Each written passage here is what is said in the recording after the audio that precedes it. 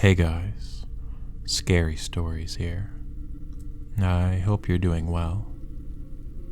Tonight, we have a few stories for you that are a little more grounded in reality.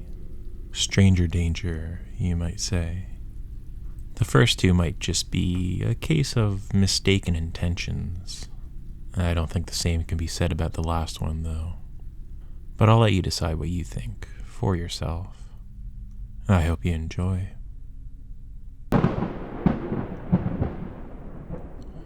So this first one's called Always Find a Safe Place to Cry. I got into a pretty bad fight with my boyfriend while I was staying at his house one night, and he asked me to leave. I drove around crying and finally settled on a parking lot in this huge open area in front of a Dollar Tree to get my bearings. It was pretty late, around 2 a.m. I think, and there was only a few cars in the parking lot. I chalked it up to people going to the 24-hour Walmart nearby. Anyways, I was crying pretty loudly in my car for a few minutes until I heard a tapping on my window. I stopped crying and looked up. A woman was gesturing for me to roll down my window. I froze and kept the window up, but she started signing and speaking to me. She told me to stop crying and to keep my chin up. She said that she could see that I was in a lot of pain and that she could understand pain very well because she was deaf. I found the whole situation pretty reassuring until she said that God sent her to speak to me and that she was a heaven-sent angel. She told me to open my door and let her in so that she could talk to me. I'm not a very religious person and was very wary about her intentions. I just got a really bad feeling in the pit of my stomach and locked my car doors while she kept trying to convince me that God had put her and me in the same place at the same time so that she could help me. She just kept pleading for me to open my door, but I just kept shaking my head. There's no way I'm letting her in here. I started my engines and peeled out as fast as I could. I sped to my parents' house in the next town over and called my boyfriend. He met with me and we reconciled. Since then, I've never told this story to anyone. I feel like it was a bad move on my part to park in that terrible part of town anyways, right in the middle of the night, just to wallow. Later on, I remembered that my brother's friend actually got mugged in that parking lot years ago. I don't think he was so lucky. Anyways, moral of the story, always find a safe place to cry.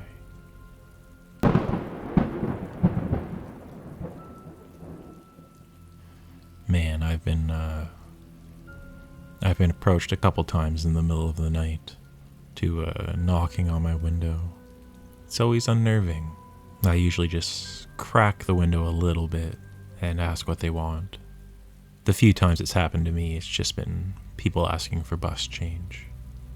But anyways, I don't think the characters in this next story were intending to ask for bus change. It's called Let's Go to Church. So, I was around 16 or 17 when this happened.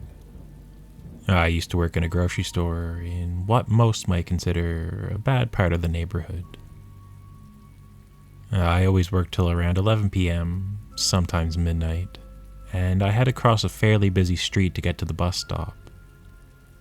The bus stop itself isn't the most well-lit area, and the buses have been known to pass people by because they couldn't see them sitting there. On this one particular night, I'm waiting for the bus to pull up when this white minivan pulls in front of me. The driver rolls down his window and he asks how old I am. I just look at him with a confused look on my face because, well, why would I tell this random person how old I am, you know? He begins to tell me that I should just get in his van and go to church with him. I can see there's another person sitting in the back of the van. It's dark, but I can tell that he's looking at me. The driver then begins to insist that I get in the van so that he can save my soul. Right when I see that he's starting to open his door and I start to ease back to run, I see my bus pull up behind him and start blaring their horn. The weird van driver punches his steering wheel and speeds off as I'm running to the bus to jump on.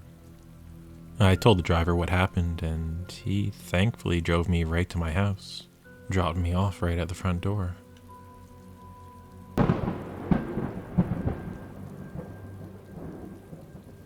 So, we got a bit of a religious theme going on here. Let's see if the next one fits into that category. This one's called Late Night Visitor. This happened late last night, or I guess early this morning, and it really freaked me out. Something was just really off about the whole situation, you know? I'd love to hear what you think. So my boyfriend, Jake, and I fell asleep in the living room last night. We were awakened by this loud knock on the front door. Jake jumps up alarmed. Who's knocking on the door in the middle of the night? I immediately looked at my phone and it was 4:48 a.m. Jake looked out the window and saw a nicely dressed guy on our porch. I didn't see him, but Jake described him as wearing dress pants, a nice shirt, and a vest.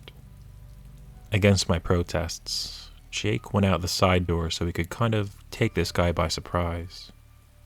If you walk out the side door, you enter the carport, which circles around to the front of the house.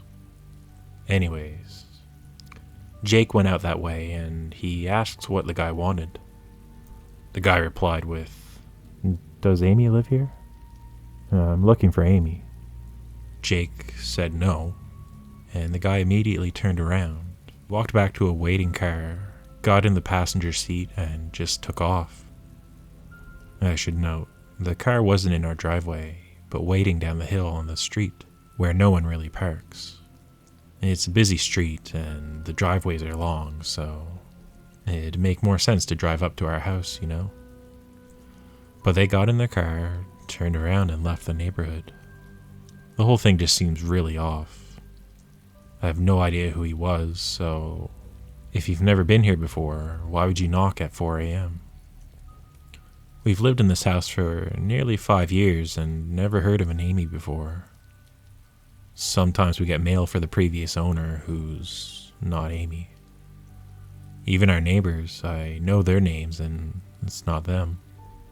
So I mean, wouldn't you grab your phone when you got back to your car and text this Amy person if you went to the wrong house?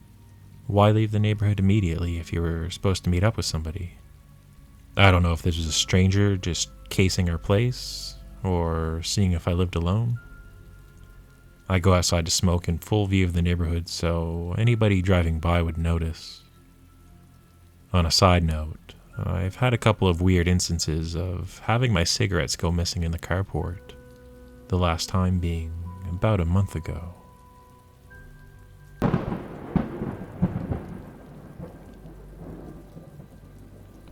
So, what'd you think of those stories? An update on the last one there. Or maybe not an update, just more context. First comment says, "I'd be willing to bet it was a hookup, but the girl ended up trolling him because he sounded creepy. She probably just picked a random address and it happened to be yours." I didn't even think of that. Another comment says, "That's a good theory, but it seems odd that he got into the passenger seat. My first thought was that he worked for a car service and was picking up Amy because of the way he was dressed." Anyways, I'll leave that story there for now. It just kind of goes to show you never really know someone's intentions. It reminds me of a video I watched recently, and it was on weird phone numbers from the 90s. And a bunch of people remembered, I think it was like 1-800-GOLF-TIP or something like that.